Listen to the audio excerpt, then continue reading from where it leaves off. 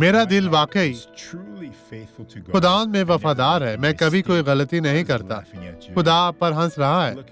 देखिए यिर्मयाह 17:9 में क्या कहता है, दिल सब चीजों से ज्यादा हीलाबाज और लाइलाज है, उसको कौन दरियाफ्त कर सकता है, कौन समझ और इतना फहम रख सकता है? सिर्फ खुदा जो आपके साथ है, सिर्फ वही दिलों और गुर्दों को जांचता है।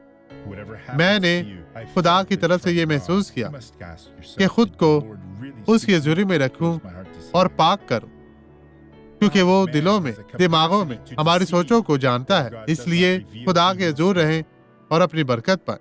आप ये गवाही देखें और मैं वापस आऊंगा।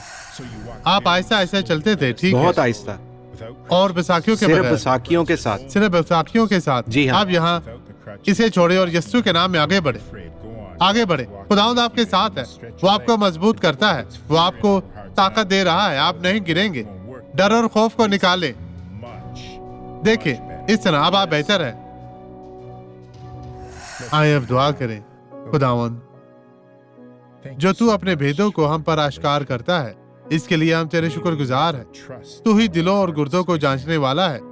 हमारी सोचों पर अपना पहरा बैठा और मैं तमाम लोगों को तेरे नाम के वसीला से बरकत देता हूँ। बदी यीशु के नाम में इनकी जिंदगी से चली जा और आप कहे आमीन। खुदावंद आपको बरकत दे।